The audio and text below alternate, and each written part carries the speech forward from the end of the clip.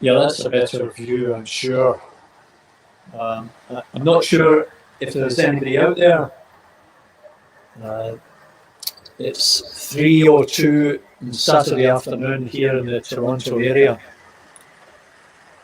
Once again, I'm just doing some testing using my iPhone 11 and my laptop.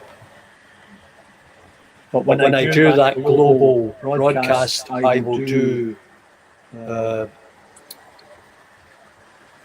I will use a couple of cameras. I may have an echo at the moment, and I think it might be coming from my iPhone. I still have to master that aspect of it.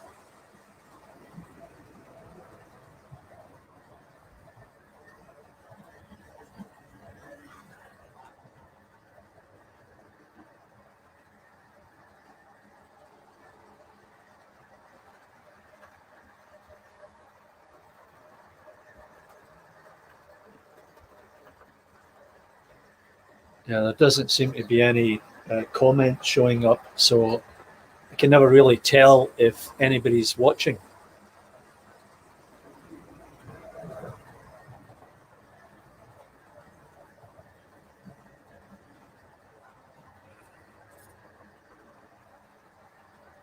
So I was out for a while this afternoon picking this up.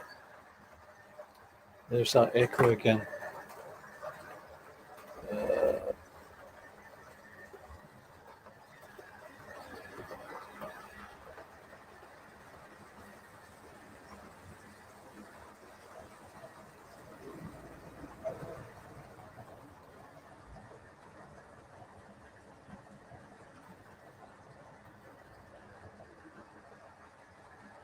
Anyway, I'll persevere with this for the moment. So I picked this up this afternoon, actually 2 of them, for $10. So in each pack, you get 2 little telephone booths. So they'll find a spot over there in the main street.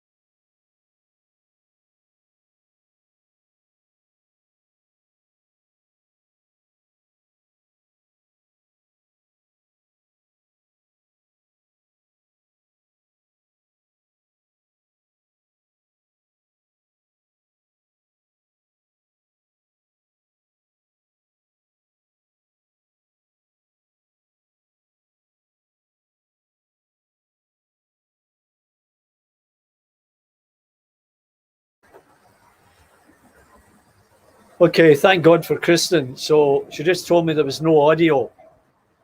So I'll probably have to go through all this again.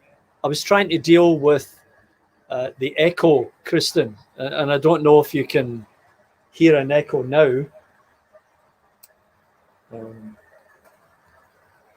However, oh,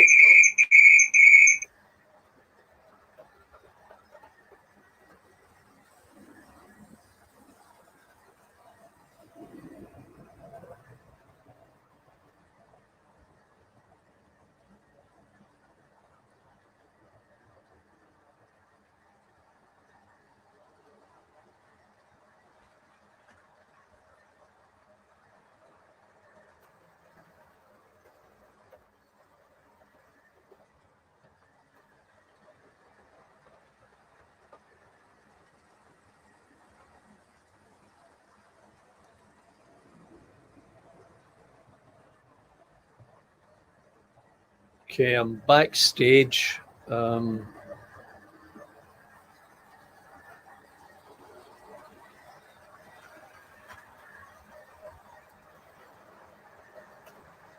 Anyway, this is why you have practice sessions before you do any big stuff.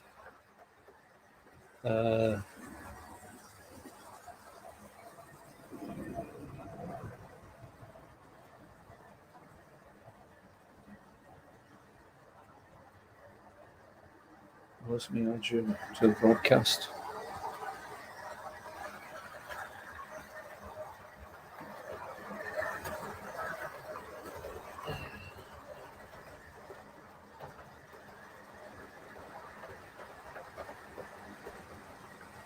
Okay. All right, so I'm back on. Yeah, there's always a challenge. Let me know, Kristen, if there's an echo. But getting back to what I've got here. So this is the old Carabel, the triang Carabel car carrier. And that's an airfix Spitfire kit, which I had built years and years ago.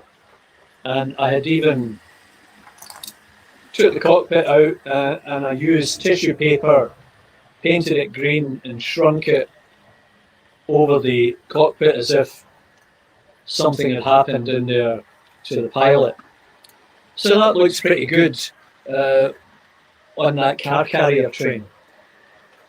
Anyway, so getting back to the two telephone kiosks, I bought two of these packages for $10 today. I found them on a local website and rushed over and promptly gave the guy $10 for the two. That was a good buy, and they'll find a spot on my street scene. And then back to this, because you obviously never heard me speak about it. So about 7 years ago, John Chambers at John's Amazing Trains took one of these old triang controllers, and as you see, this one was made on the 4th of August 94. And he can convert these so that your old triang trains run smoother and slower. And this is how you do it. That aluminium or aluminum piece is a heat shield. And I got that from an old computer, or you can get them out of old radios, etc. And the black thing in it, inside there is a MOSFET. And that's a 555, if I remember correctly. So that replaced a tiny one that was in there, and that's more than capable of pulling whatever heat out of this unit. And that MOSFET was rewired. As you see there, I've got red, white, blue. And I had to make some modifications on the underside. Now, electronics is really not my thing, but I decided to have a go at it, and you know, it worked out terrific. And I just have to get it rewired, because I don't want to use these multi-strands on here.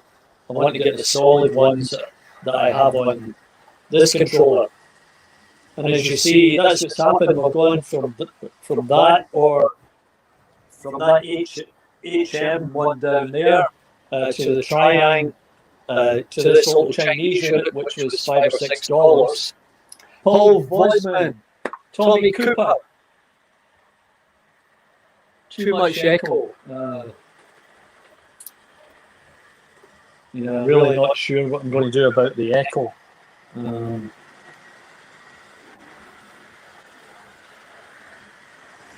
So I've just turned the cell phone down. Let me know if there's still an echo.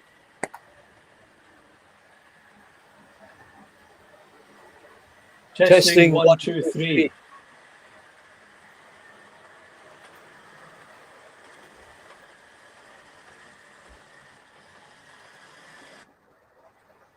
Testing 1, 2, 3.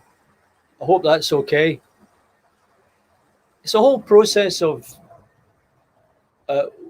what gets muted and when, and I just haven't, still the same.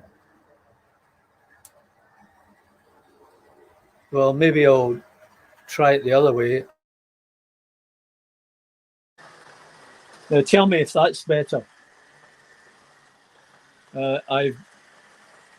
That's much better. Okay, Paul, thanks for that, because that just solved it. I've muted the laptop, and I'm using the mic from the iPhone. So we'll start again with all of this. Back to the beginning. So I found this on a website. I hope you can see that. I found this on a website today.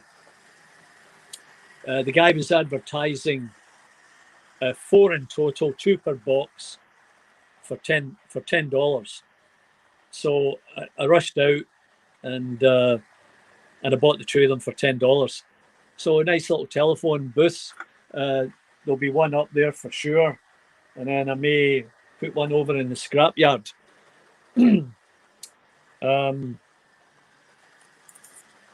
You've probably seen this. Kind of reminded me of the stonework was around Glasgow that was covered in soot in the 50s and 60s.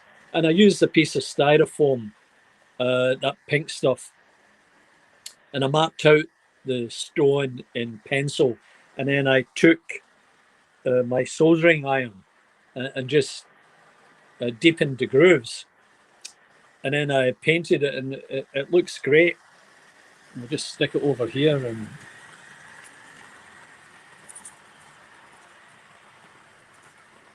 yeah, I think that looks pretty good there. If I get a length of that. Anyway, so there is my Anderson shelter. Now, I made the tin. I took tin foil and I made it into corrugated iron. Glued it together. It was a bit of a task because I was using crazy glue, as I couldn't find anything else that worked. And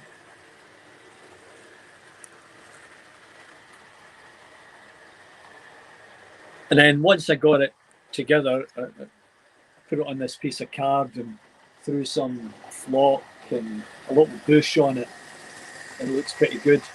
And I've sprayed both that and Station Master's house, which it might be, with a clear matte varnish, and that will protect whatever I've done on there. And of course, there's my container scrap bin.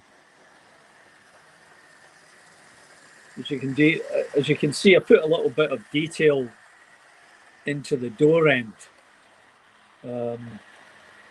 using plastic card solid rounds. And then on the corners, those are 2 by 2 millimeter angles. Got them from, well, it was Evergreen Scale Models. And then for scrap, a little bit of everything.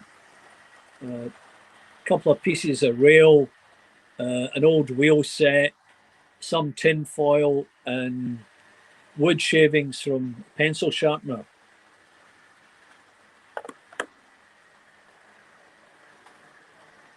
Yeah, the fat controller.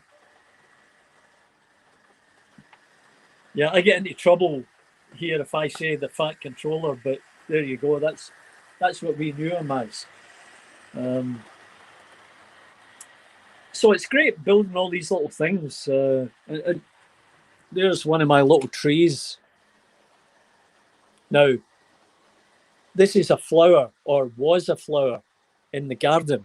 Let me show you.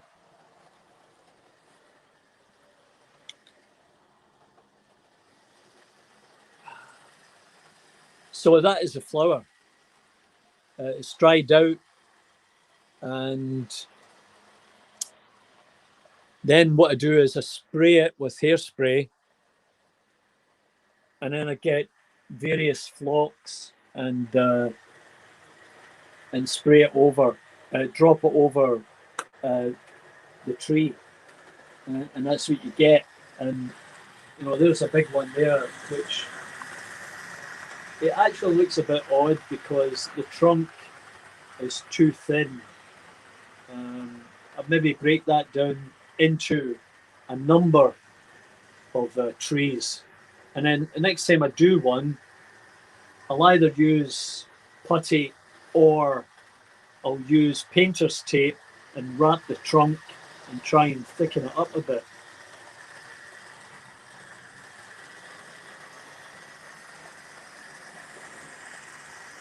So let's see if I can get something else out here. But I'm just wondering, how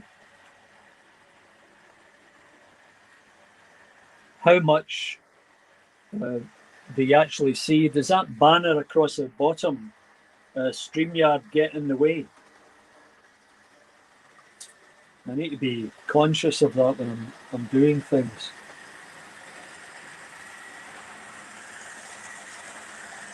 I need to follow this around and park it somewhere.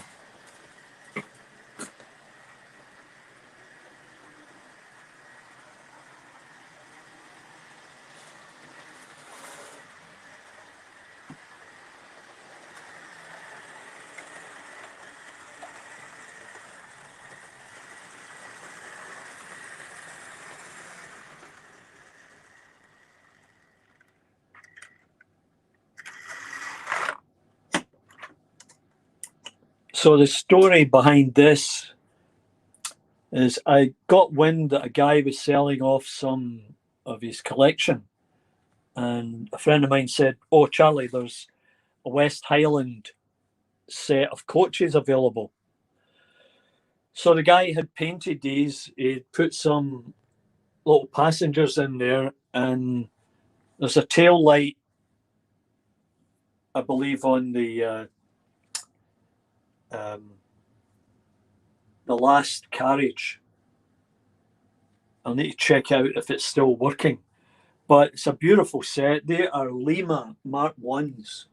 Alan Stewart. Banner not ideal. Yeah, I'll need to see how I can get rid of that.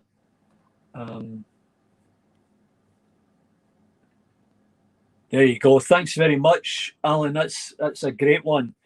That was easy to get rid of once it's pointed out. So I managed to pick up these coaches, which they're just gorgeous. They're Lima coaches.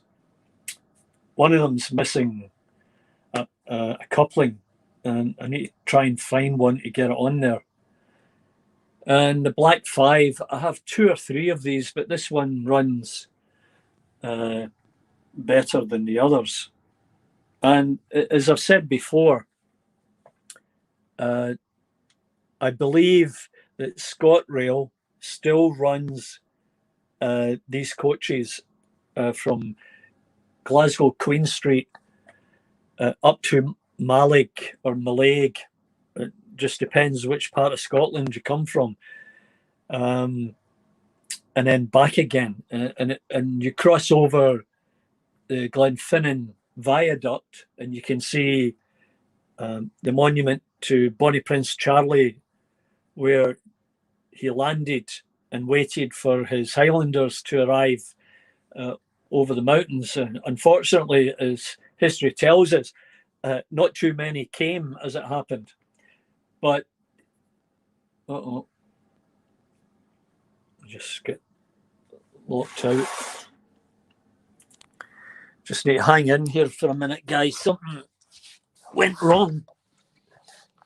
I think I ran out of power. Another reason to, yeah, just hang on.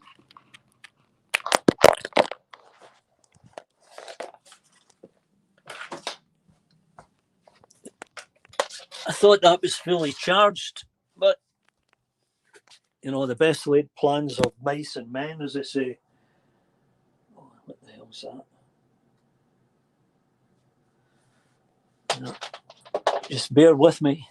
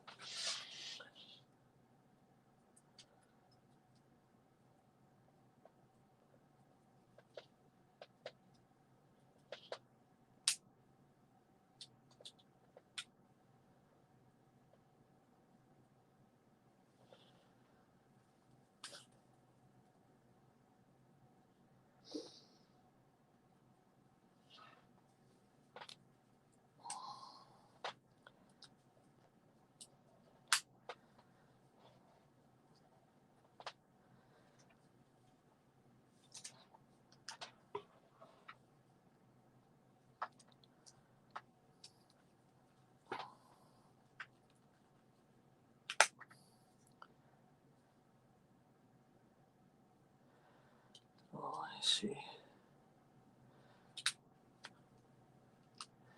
Nearly there.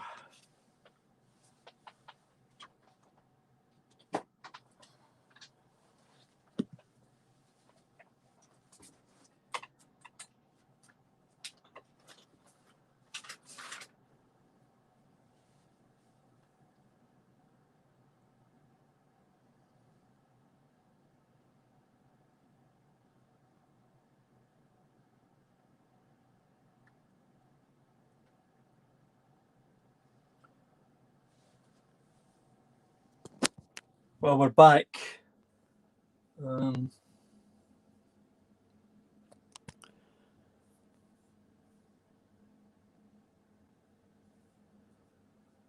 Okay, so we're back on the road again. Sorry about that.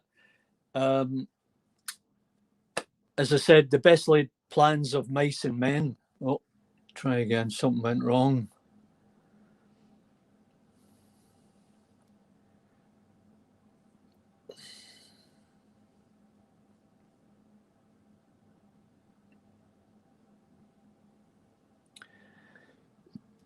Okay, yeah, sorry about that. The best laid plans of mice and men. Thought this thing was fully charged. Paul, the coaches were sprayed. He did an absolutely fantastic job.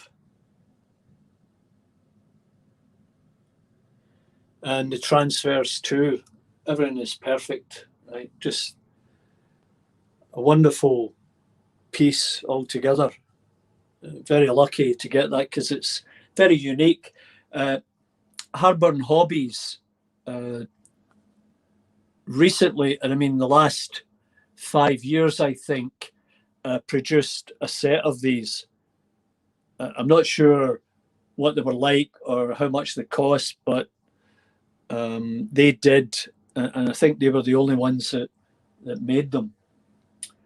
So what I'm going to try and do here is get the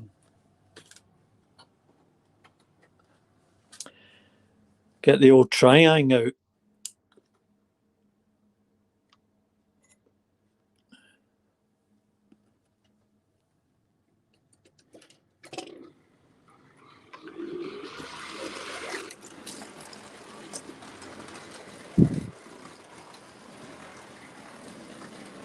Well, something's rumbling there, but I can see it. Yeah. I'll need to stop it. Yeah, so the old triang dock shunter, it runs pretty good, but it could do with a new wheel set. As you can see, it runs quite smoothly. Now, one thing I found out talking with Jams 123 was, oh, let me just get this in here.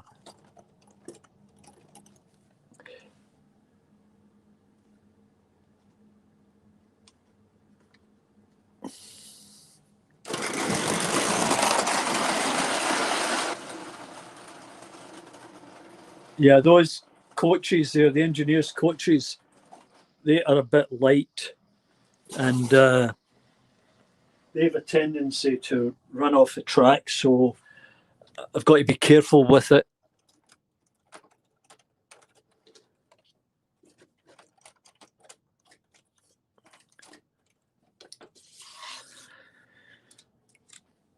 Anyway, John told me that the 1972 models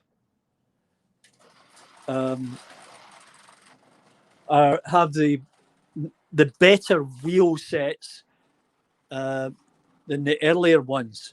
So if you've got any of these locomotives, like a class 25 or these dock shunters, and the wheels are running on the ties, then what you can do is look for some spares that came from a locomotive that was made after 1972. Because John said they will work just perfectly. Because if you get the remachined ones, you know, that can be quite costly. Yeah, Paul, they are so well done. You would never know that someone had messed about with these. They're just in absolutely perfect condition. Such a great job.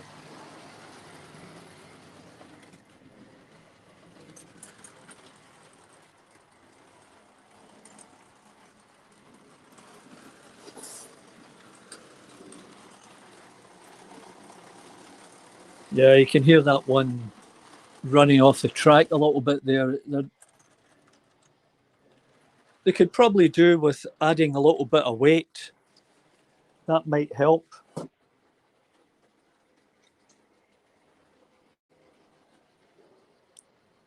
So something else I was going to show you.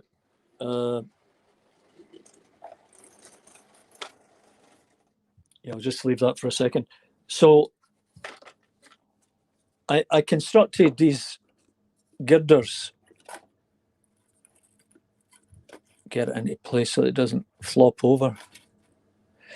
So I constructed the two girders to for a bridge to span a series of bridges spanning from there across here over to the other side, because my plan was to get a couple of trains running in this higher level.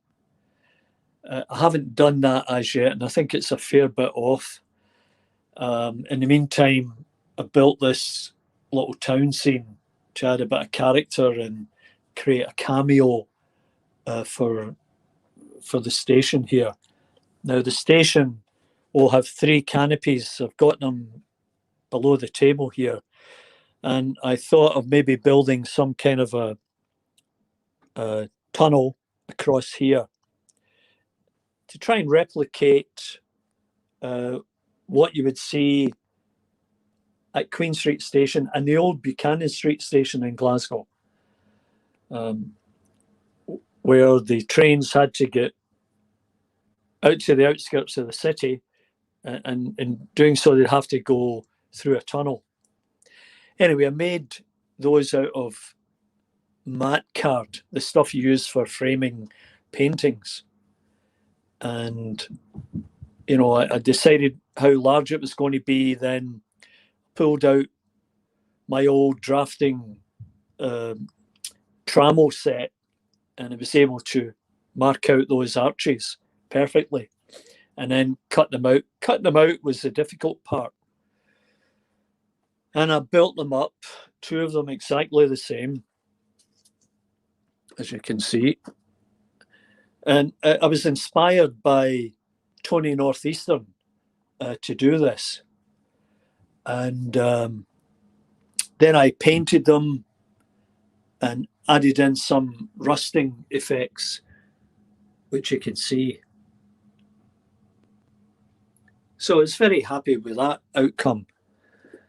Not really sure when I'm going to get around to that, but it'll make a nice addition. Now,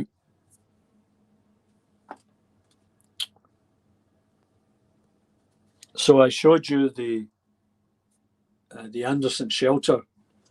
For those of you who are out there watching, listening, that are in the UK, you or your parents may remember, or there might be the remains of one of these in your backyard, because they were very common during the Second World War. And very tedious trying to make that, because get it in the camera. It's tiny, and I made those corrugated iron sheets out of heavy-duty tinfoil. I had a little bit of trouble gluing it together. Eventually, I managed to do it with crazy glue, and I stuck a tree in there, and it looks the part. Oh, Paul, I think you mentioned before about my cement works. So I have about 7, 8, 9 of these airfix blue circle cement tankers, and they've got a pretty weird coupling. It's a piece of wire that's sticking out the back. I don't know if you can see it properly there. Yeah, in there. But the whole idea was I would have a rake of them, and then a siding.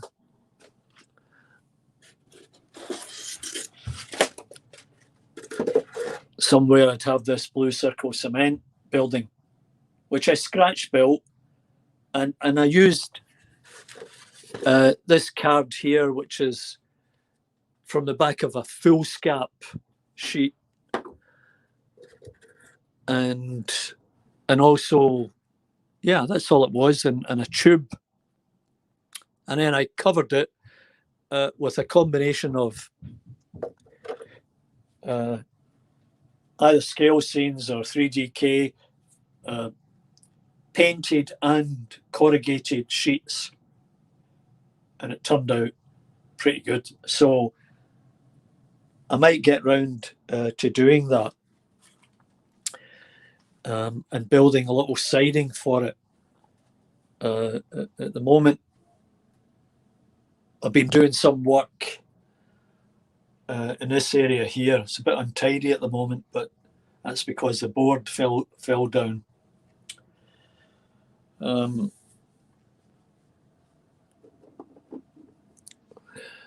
Now, I showed you these before, but maybe you didn't hear me talk about it in a previous broadcast. These are from your everyday printer, a set of rollers, and there might be 2 or 4 of these in each printer. So don't throw that old printer out. Take it apart and you'll find lots of those. You know, you can take the rubber ring off and then paint it up, and that becomes a nice load, like that there. So there's lots of stuff around that you can use. And here's another, that was a sort of first attempt. It's an old wagon, as you can see, with an old wire clip at either end. So I just pulled out some scrap that I had and put it in there, glued it in, and painted it to make it look rusty.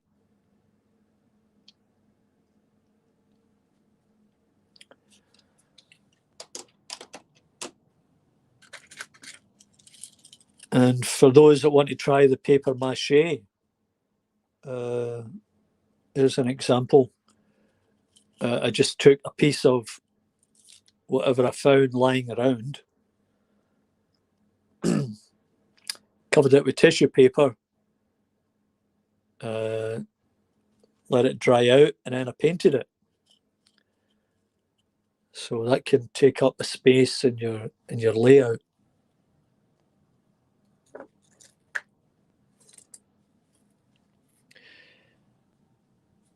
Now, this little wagon here, it was a cheap one I had lying around that nothing was, I think it was broken. So I rebuilt it to act as a sort of secondary tender in case this little pug was going a little bit longer distance, or it was delivering some needed coal somewhere, and added in a little bicycle for effect. So it's pretty cool.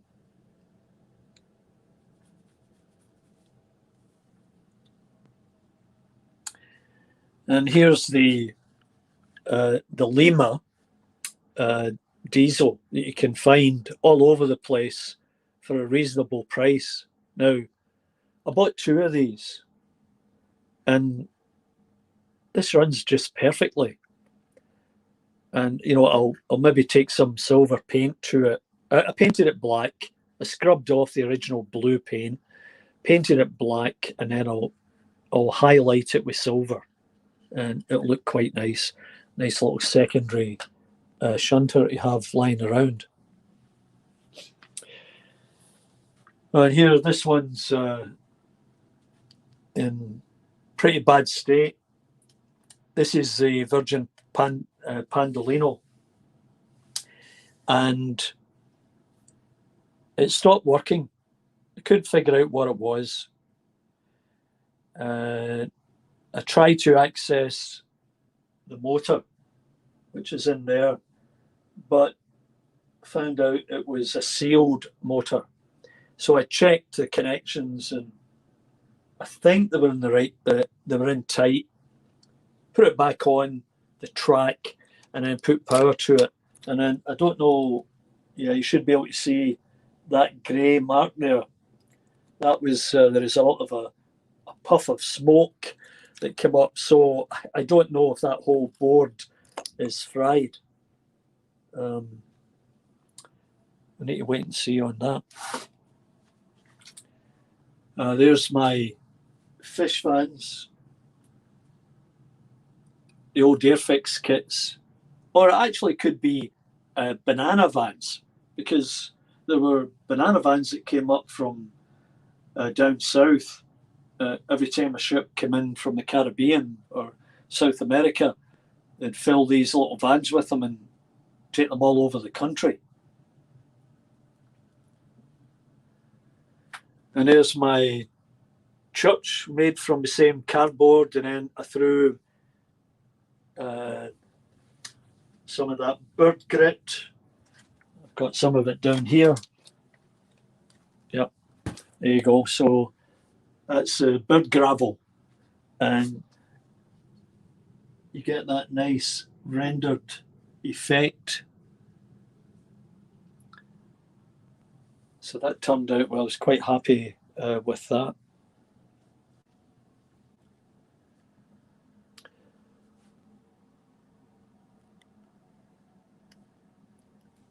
Let's see if I can get something else out here.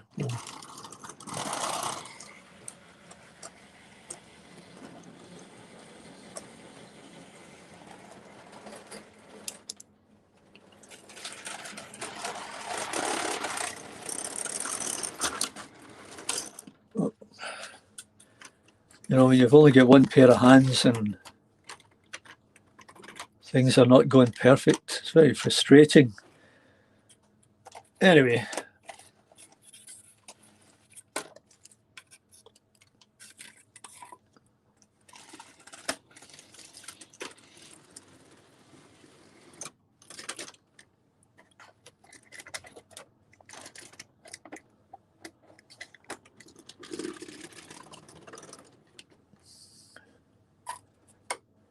Okay, so I'm going to take that black 5 back up here, and I'll get it up the outside line.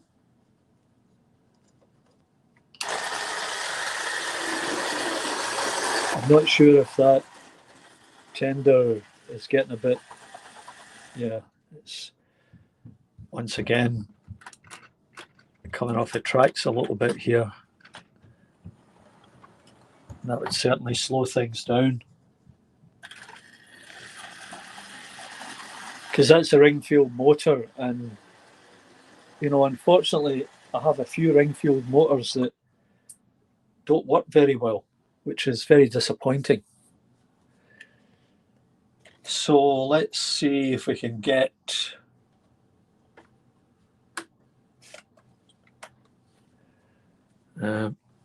we'll get this EM2 out, and I'll need to make sure I don't have any problems with it. Yeah, just change that one, and we'll see how it goes.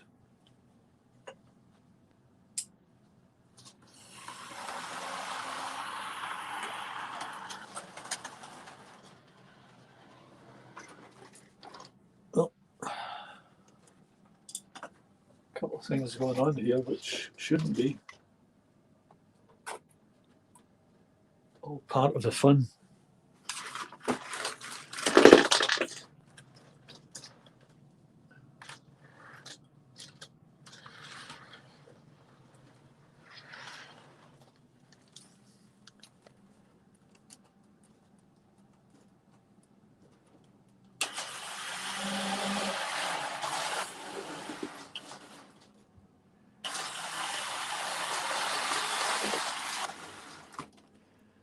Okay, so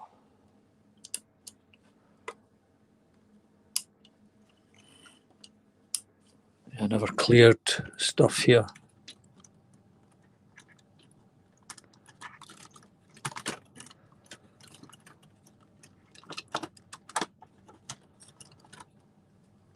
Let's just put this down for a second.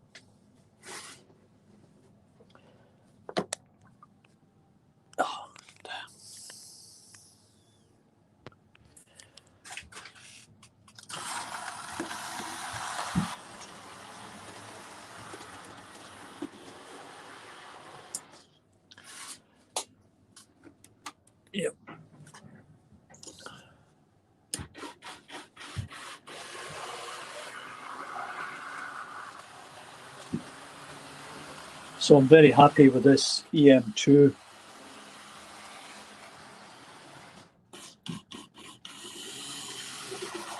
I think it just, at this point, just needs a good run in.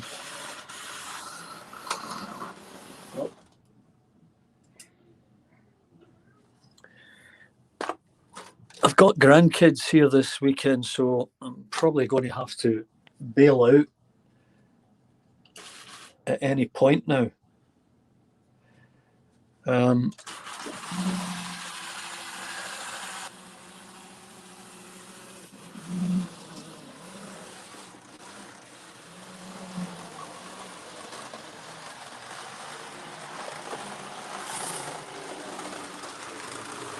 Yeah.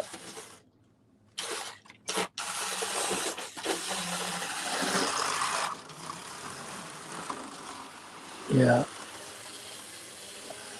Probably got that on the wrong way around. That should be with a motor at the front end. Now the pickups in that are pretty delicate, and it may require me opening it up again and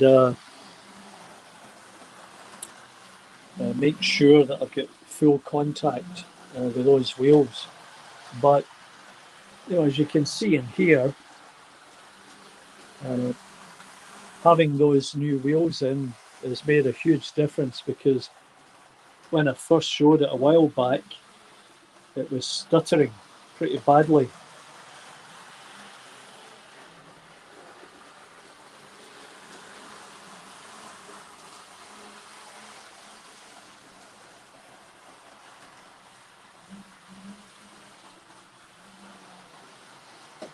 Anyway, I think I should maybe sign off and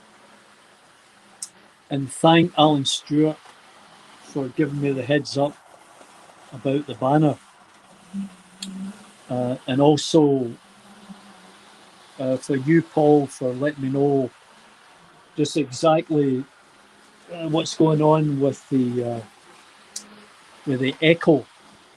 And now I know that my laptop mic has to be muted. That way I'm only picking up from my iPhone.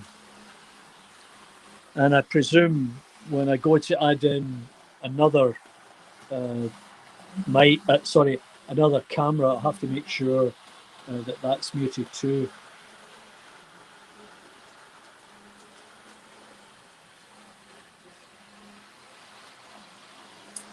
Yeah, Paul, very frustrating when you try to run something and you think everything's okay, and then you find that the wheel gauge isn't right on one of them, or it's not sitting properly. All kinds of things can go wrong. And I guess it's okay for those that get nice big. Yeah, thanks, Alan. Really appreciate your input. It goes a long way. I'm trying to get organised here and clear things out a bit, and you know, get this loco siding area set up here. And you know, you're familiar with the boxes. I've got loads of those plastic boxes. I'm trying to clear all this stuff out and still get stuff to put on that's not been on or hasn't been on for the longest time. Thanks for dropping by, Alan. So anyway, whoever else is out there, appreciate you tuning in. And you know, that helps me. I'll do it again for a bit more practice. Another night, maybe some night this coming week, or afternoon my time. And I'll maybe pull out that Caledonian set there, although it's a bit temperamental on the points with that big centre wheel, unless I run it at a fair speed. So let's see what happens. Anyway, guys, have a great weekend, wherever you are, whatever you're doing. Keep modelling, and we'll see you next time. Bye for now.